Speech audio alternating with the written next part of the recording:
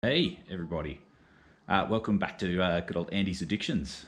Here's Andy, yours truly.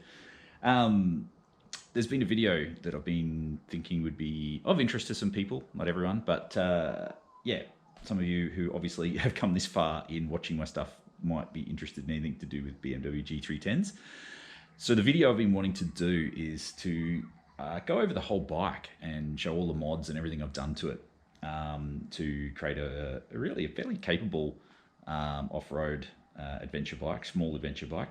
What do I mean by capable? I will get into how the bike looks after what it's been through this weekend, but if you're getting into some sloppy, ordinary off-road conditions and your company is a CRF 300L and KTM 690, and we're all getting through the same stuff, that's not too bad. I'm not saying it's as capable or as good a bike, but certainly I'm not letting the team down for most riding. And in fact, I think most of us have bikes that are far beyond our ability anyway. But anyway, enough of that. So I thought, in order to speak about my journey with the bike and modifying it and doing all those things, I think a really logical first starting point, number one, is why a G310. Now, it's pretty easy. So I have had my license only a couple of years. I got into the whole motorbike thing only relatively recently, and have kind of been brought into it from people that really enjoy adventure riding and that kind of thing. So obviously off-road, dirt, all that sort of stuff made sense. Background in mountain biking, so dirt, off-road. And I needed a bike in order to just go through, the whole learning process and getting my license and my provisional license and all that kind of stuff that we need to do here. Talking Australian specific things, obviously being where I'm from. So I had to go through all that. I want to buy brand new. I just wasn't quite ready to go down the road of looking at secondhand motorcycles and all that. So forget all the things you can get for in the secondhand market. There's some great stuff, no doubt about it. And now that I know a bit more about bikes from what I've been doing, I would consider that for a bike in the future. So I wanted brand new. Now, when you're talking brand new, and for us, they have to be what we call LAMS approved, learner approved motorcycle scheme that we have in Australia, and pretty affordable, all that kind of thing. We have a local BMW dealer down at in Ballina Motorcycles, so that's a really good starting point. So I got local support. Price. Now this thing came in cheap. So it was $8,250, I think it was, on the road, 12 months registration, walk away with the bike. That placed it several $1,000s cheaper than the KTM 390. I'd say many $1,000s cheaper than something like a brand new Suzuki DRZ 400, which is obviously a fantastic bike, huge following, but I think they were going to be, I don't know, it's going to be pushing $13,000 or something like that. And you got to remember, the budget for bikes has to include all the riding gear and everything as well. So that got me across the line. The 310 in Australia comes with a 5-year unlimited kilometre warranty. Like, that's pretty incredible. I know other places in the world don't seem to offer that, but that's the warranty it came with. So I kind of had faith that the bike wouldn't fall apart on me. And the other reason price and stuff matters in all this is you can kind of see behind me, like, I'm going through some renovations here at home. So, I can't spend everything on bikes. So this is like the G310, and that sort of money and a bit of modifying and all that is really within my budget, like really comfortable.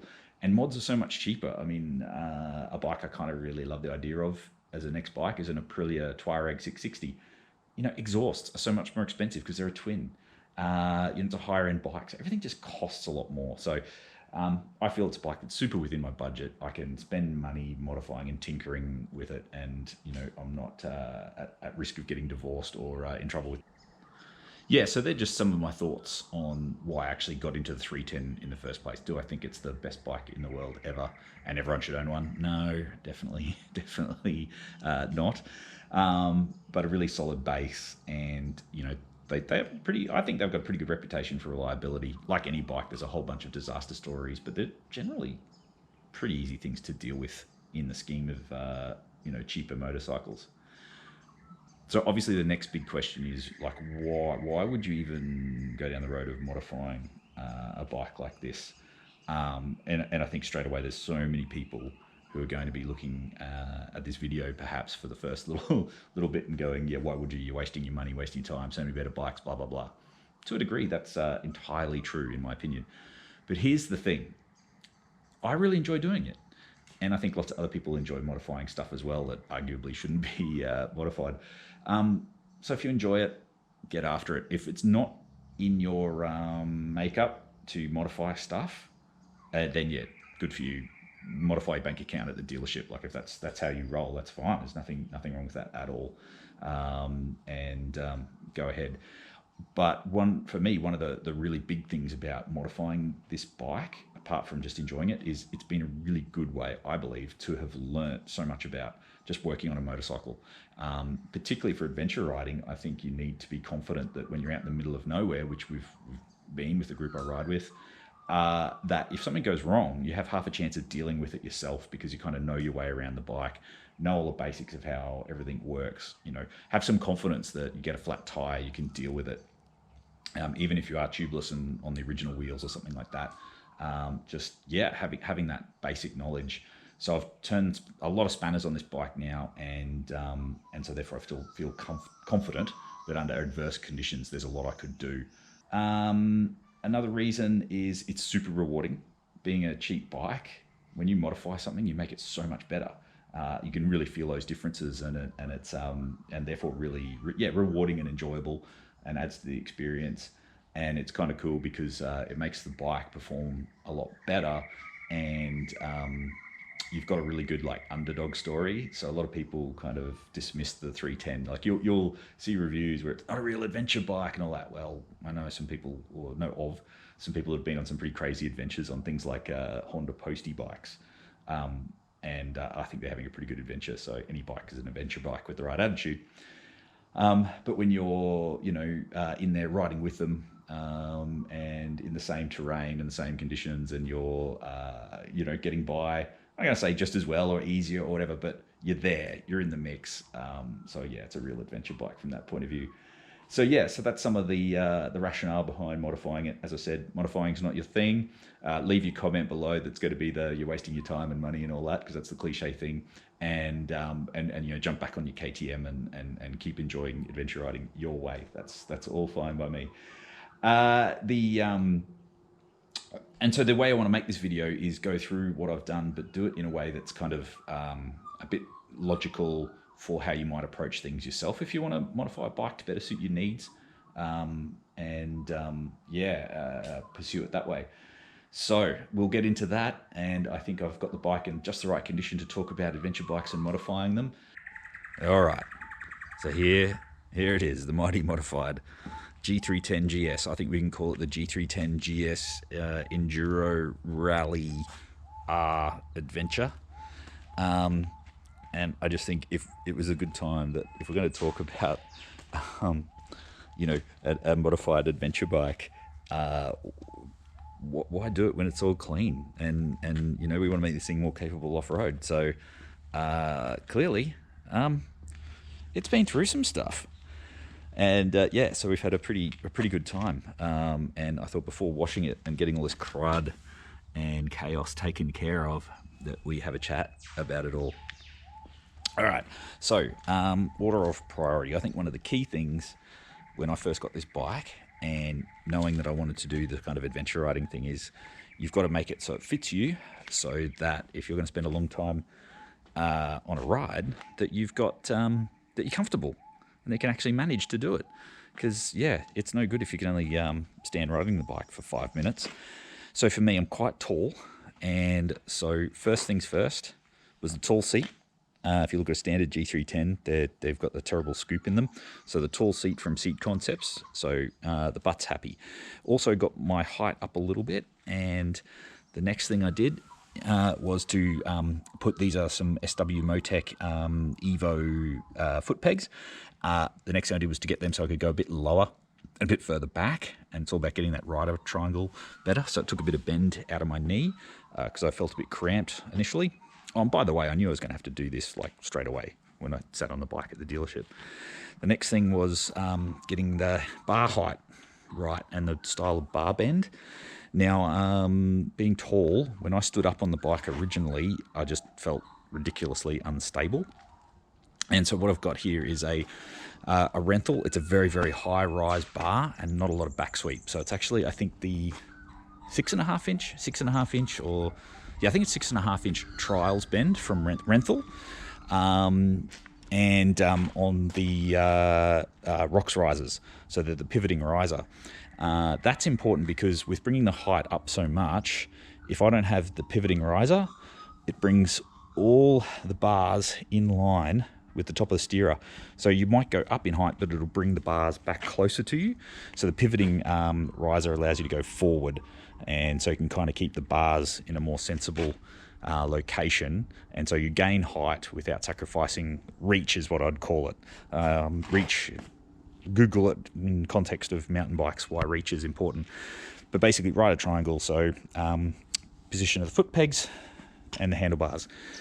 For me, also being tall, I found I need a handlebar with not much back sweep. If I run too much back sweep, the way my hand will end up sitting on the handlebars is quite uncomfortable, because what it'll do is, with lots of back sweep, it wants my hand to be turned out. Hopefully you can sort of see what I mean. And what would happen is, it meant that all the pressure of the handlebar would go through that outer side of my hand, and I'd get a lot of pain over time. So on a long road, that really would become quite sore. So the Renthal Trials bend for me works the best because it's got very little back sweep on the bars. So that was kind of first things first. Make sure I can fit on the bike and be comfortable for a decent amount of time.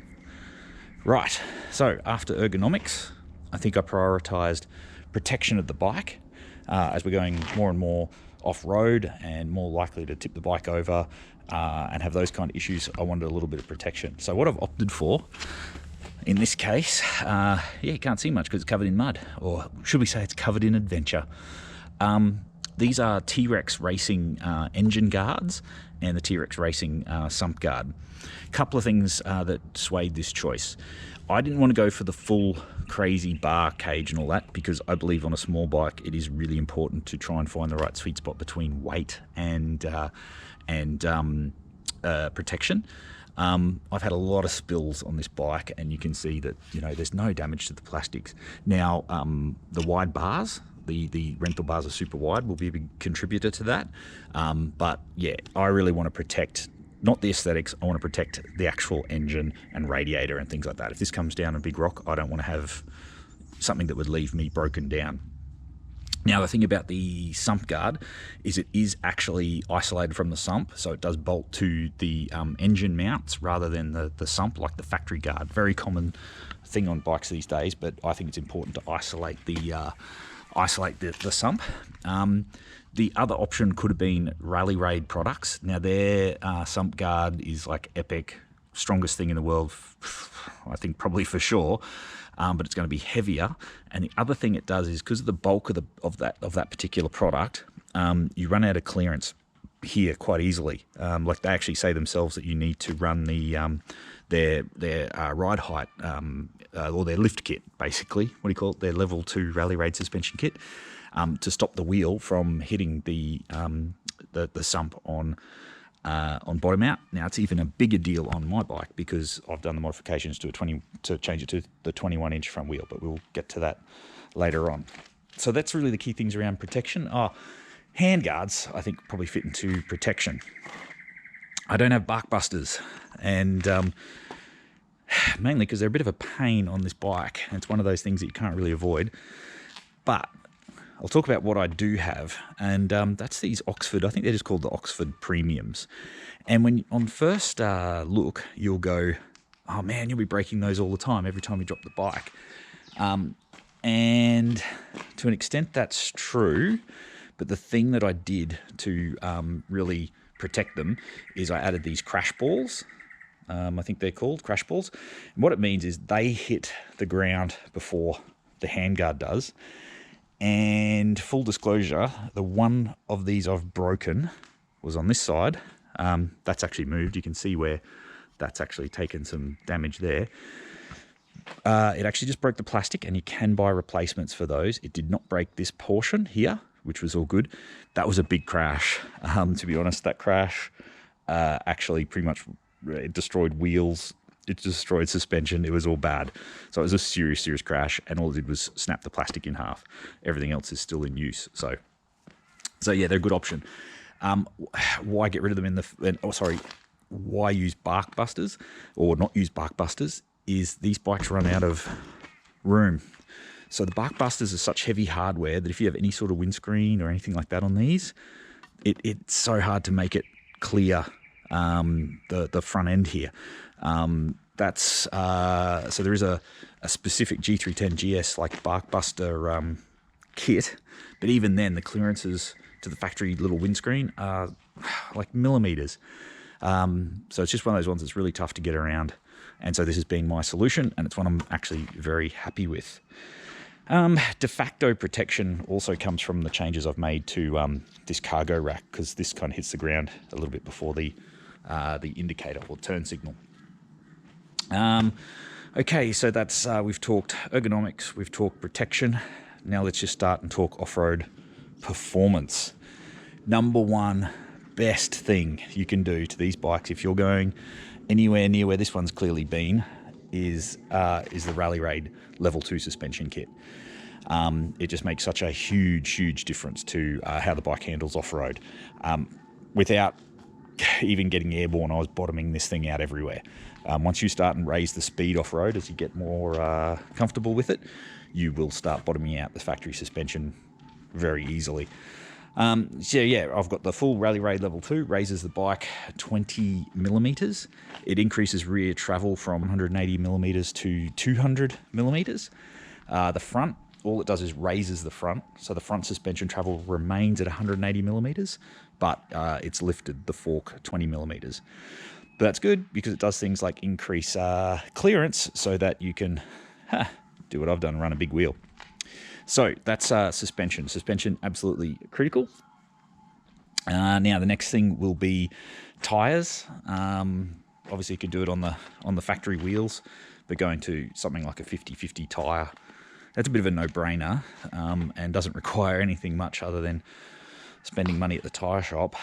But what I've found is the change to the spoked wheels has been awesome, and what is surprising, and I think what a lot of people maybe don't know because they haven't done a direct swap between spoked wheels and cast wheels on the same bike or whatever, is those cast wheels are so stiff, and that's what I didn't realize. Like before going to the 21-inch wheel, I had a 19-inch spoked wheel, and the thing I noticed so much was like, man, it just the ride and compliance were so much better because the wheel's not so stiff.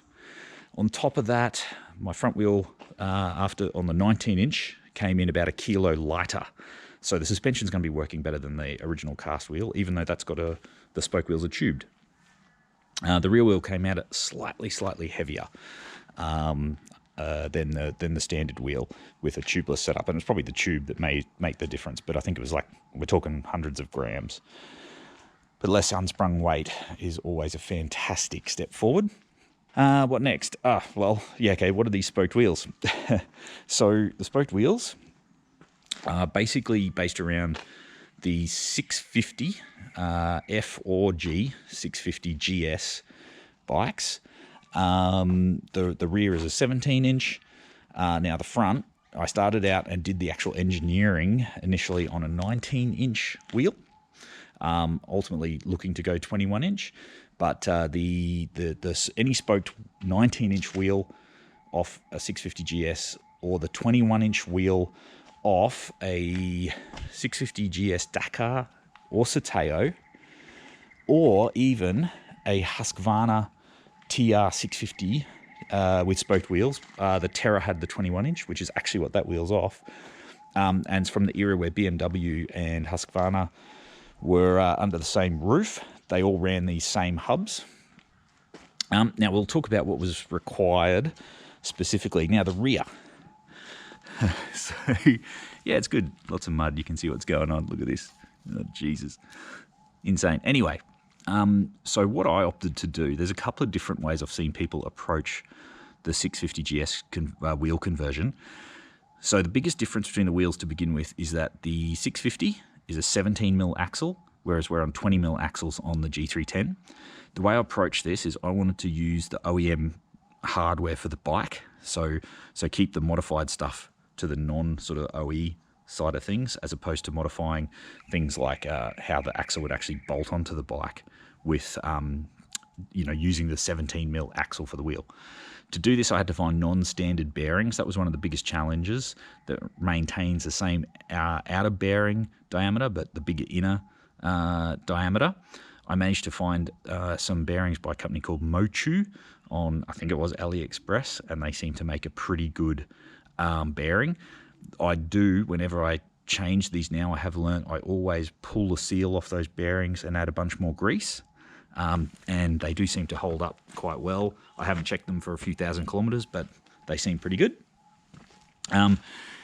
So you need to make the bearings, you need to make spacer for just the one side of the bike. There needs to be, I can't remember the dimensions, and I wouldn't give them to you anyway, because I think every bike's potentially different, and if you want to do this project, you'll figure it out for yourself, because you're a modifying type of person. But yeah, there's a custom wheel spacer on this side. You need the internal spacer that needs to be changed to the 20mm diameter, and there's another little spacer around where the cush drive goes onto the hub. Again, if you're into this sort of thing, you'll figure it out, but it is absolutely doable, and the spacing is such on the rear. Amazingly, the rear disc lines up perfectly, the chain line lines up perfectly, even though on the 650GS, this wheel's actually flipped 180 degrees. So I find that quite amazing. You flip the wheel to suit this bike, so chain is now on this side, and everything still lines up really, really well. And I would say actually that the rear wheel off the 650GS is an easier conversion than the front end, and I'll get into why that's a challenge on the front end. Cush drive and everything works. I'm using the, even though those rubbers are reversed, it seems happy enough on the G650 cush drive rubbers.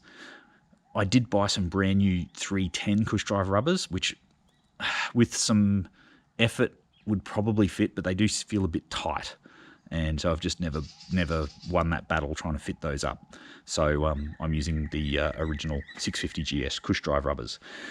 I have changed the gearing on this bike when I did all this, and I've changed from the stock 1640, so 16 up the front, 40 at the back. I've gone for lower gearing for the off-road work that I do, and I've gone for a 15 tooth at the front and a 42 tooth.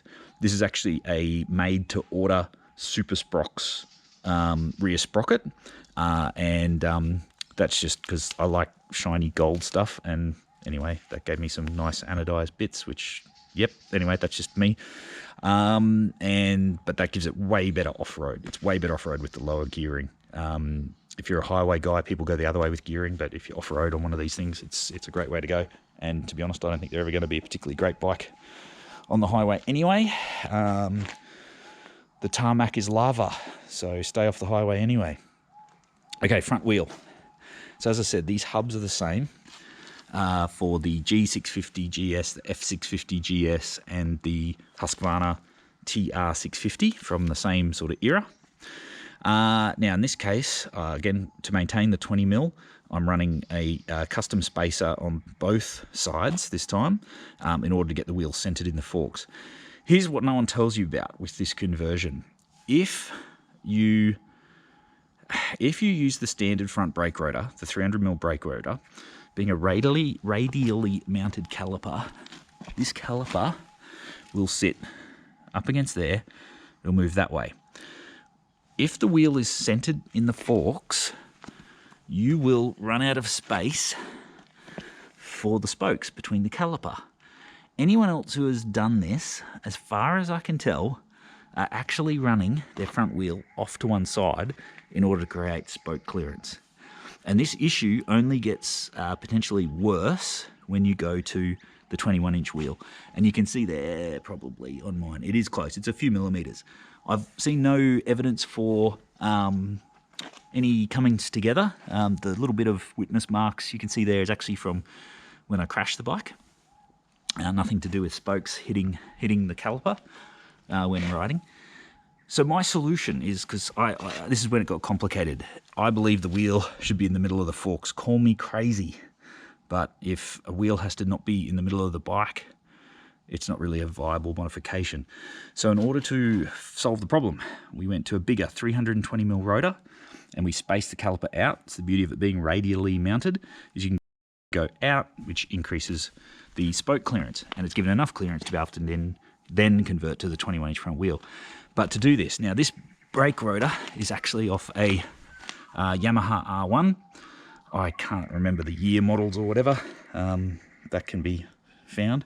But we had to make a custom adapter, which is this big thing here. And what that does is the adapter bolts to the 650GS wheel, and it provides the correct offset for the rotor into the caliper, and allows us to go to the Yamaha bolt pattern on the rotor. So that's a basic rundown of what's going on there. So again, for the front, no matter what, you still need to make a spacer for the brake rotor, whether you're offsetting the wheel in the forks or otherwise. So it's a brake rotor adapter of some sort, regardless of what you do. 2 custom spacers each end, and the custom spacer inside the hub for the inner race. And then obviously the custom bearings again. So I've used the same Mochu non-standard bearing, both front and rear, and they're still pretty, running well. Like I said, they're an AliExpress sort of no more unknown brand bearing. But once I got on to, getting the grease into them, and also doing better job of mounting the bearings in the hub, I haven't had any problems. I initially had some issues. And there we go. So that's sort of the basics of what's going on with the wheels on this bike. Now, the next one, I think, is once you've made a bike that can be super great off-road, you're going on some adventures, you need luggage. What I've got here and I've been a bit of a cheapskate on luggage. I haven't bought the high-end Moscow Moto and all that sort of stuff.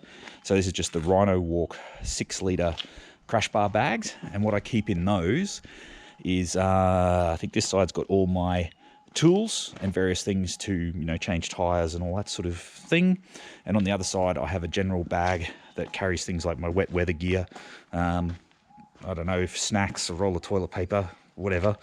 And that stays with the bike kind of permanently. And along those lines, I also keep under the rear rack here a first aid kit. So that's always pretty easy to access. And, when it's not covered in mud, people can see the logo. You can sort of see through there, hopefully, their first aid and all that good stuff. So the main difference on the back here for luggage, and this has also been a part of some weight-saving mods as well. This rear rack, so this bars onto that plate, is actually off Amazon, and it's for a G310R, but this goes straight on. So you can get rid of that big rear rack that comes on these standard and go to this smaller one, and it's quite a bit lighter, like kilos. You save kilos of weight in terms of how much lighter it is. And then it kind of makes it a little bit easier to set up these pannier plates. So my pannier setup is the soft bags, also from Rhino Walk. I think they're 18 litres each side. Can't quite remember. But what I found is with the with this rack, but the original plastic hardware that normally, like there's a plastic, if you look at a normal one, if you've got your own G310, between that plastic and these bars, they just didn't sit well. I was never happy with it. And I think, again, if you're on the bike for a week or so, you really want to be able to make sure your luggage is going to be secure and whatnot. So hence adding these flat plates. So I ditched the plastic and added these flat plates. And I actually think it looks it looks way better. It's just a bit more sort of rugged looking with those plastics gone. And yeah, it just means everything straps onto those really nicely. And they also hold the bags clear of the turn signals, so that, they can be easily seen, which we need. So that, people don't run us over. Now, in removing those plastics, you do need to get rid of the key lock that holds the seat down. I'm not aware of too many people that go rummaging around under motorcycle seats. Maybe in your part of the world, that's your call. But after you remove that, all you got to do is you just pull on that. and you can get in under the seat, no problem at all. So that holds the luggage nice and low as possible. If I need to, I've actually got another big plate that bolts onto this. It's quite large. It's I can't remember who made it. B&B Off-Road or something. And so if I need to put a big bag across the top, I can. But I've been really conscious of trying to work my packing to just keep it to the panniers and the crash bar bags. So that's luggage. Oh no, there is one more thing. I do have an SW Motec magnetic tank ring for a tank bag. I can't remember which one I've got. It's just clips on. It works well. And that's another one if I'm doing a big trip that gives me a bit more luggage space. So that's another little useful change. Now, weight savings. I'm pretty big on weight savings to keep the bike as light as possible. And this bike, as it sits now, less the mud, because there'll be a few kilos of mud on it. It comes in at, last time I weighed it, it was right on the 174 kilos. Now you go, oh, that's what the standard bike weighs. Yes, that's pretty much what the standard bike weighs. But the standard bike doesn't come with solid protection and all the stuff that makes this thing truly capable. That's when I say it's 174, that's including the tools and everything that's in those side bags. So it's like the ready-to-go riding weight is 174 kilos, not there's nothing on the bike, because it's a factory bike. It includes the first aid kit, includes having the navigation system, all that weight, the extra lights, all that is included. So 174 kilos riding weight. With tools. Should point out that's a trail jack, so it's just from something Mavericks. I can't remember what it is, Trail Mavericks or something. And then I keep my tyre levers here, so they're on the bike permanently. So it includes all that weight. How did I go about saving weight? Okay, a couple of easy ones first. The cheap free weight savings. I no longer run the passenger or the pillion foot peg mounts. Those things are super heavy. I think it's nearly 6 kilos saved just by ditching those. If you have to have people on the back of your bike, obviously you need to keep them. I don't, so they were gone pretty quickly. In order to remove the one on this side, this is again was off Amazon. This exhaust bracket is, again, I think it's for a G310R, but works perfectly on the GS. That allows you to get rid of the pillion peg mount. What's next? Exhaust. The exhaust saves a bunch of weight. This is the Storm by Miv stainless steel. It's covered in dents and bangs and scratches, so I find it really hard to justify an expensive exhaust. So these are quite cheap in terms of what you can get for the G310. So yeah, that'll be a throwaway. It's basically a consumable good in that location. So exhaust saves some weight. Any other good weight saving things? Technically the brake and clutch levers that I've done videos on, they saved a bit of weight. Right. Okay, high fender. So the high fender project, that was part of kind of the 21-inch wheel project and all that, and all about helping shed mud, as well as, well, I think it kind of looks a lot better. But I was in enough mud, as you can see, and it's done a pretty great job, I think. Like, I had no problems with the front wheel ever binding up due to mud build-up, and it seemed to clear the mud quite well. It's flung a bit of mud up inside the guard there, so it's I think it's been quite successful. Now, how that mod works. So I had to do a couple of things. So I had to cut down a front beak. So this, I actually kept my blue factory beak and didn't cut it up. This is a new blank one that I got off the dealership. And so I just drew a line with tape and had a Dremel and a plastic cut-off wheel and cut that to size. There's not really a how-to on that.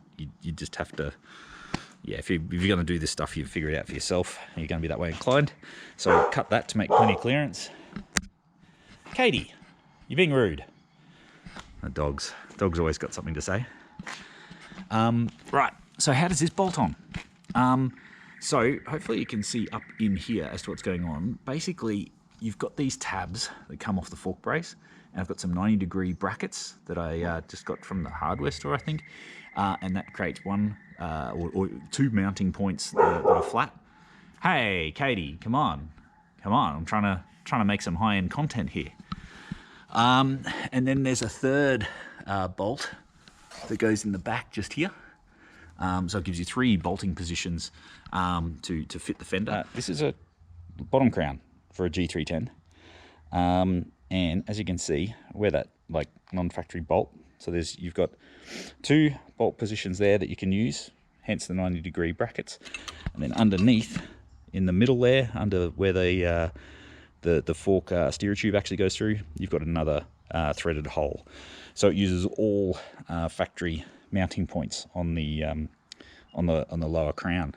So yeah, so that's what makes that work. What else are we going to talk about, guys? Like, controls and navigation. Another thing that I said is highly rewarding about getting right on these bikes. So controls, I've done a specific set of videos on getting rid of the play and slop in these pedals. I think that's really important. I hate sloppy controls. Same up here. So the front brake, that was actually that might have been an AliExpress jobby. It's just shorter and a little bit nicer made than the factory unit. This one is the clutch is a Puig, P-U-I-G, and it's actually got some bearings and various things in it. Again, nicely made, a lot shorter, and just a bit more precision feel. I like good control points. From there, that's probably a good segue into the navigation. Again, I've done specific videos on the H1 controller and the Samsung tablet with the MD2 and all the rest of it. That's great. You can see it's been through the wars as well this weekend. Highly recommend it. On the this is the nice CNC mini fairing tower. I had to modify that as well. Just look, drilling holes and doing things to make it fit. It's all, the main thing is that these come with slotted holes for different widths across the bar, but it totally depends on your setup as to whether there's enough inbuilt kind of tolerance in those slotted holes to move these 2 arms in and out. Extra spotties, I don't use them, so why do it? Because if you do get caught in the middle of nowhere, particularly in the Australian bush, you want good lighting, because anywhere where there's suicidal animals that like to jump in front of moving vehicles at night, the sooner you can see those bad boys, the better. So that's what they're for. They're a contingency, really. We did get caught once, and it was not enjoyable riding with tunnel vision through the backcountry roads. Look, I think I'll draw a line in it there, guys. This is going to be a long video as it is. That's it. The G310GS Rally Enduro Adventure are all done, ready for action. All right, guys, enjoy your riding. I'll keep enjoying my riding. We'll see you next time I can be bothered making a video. See yous.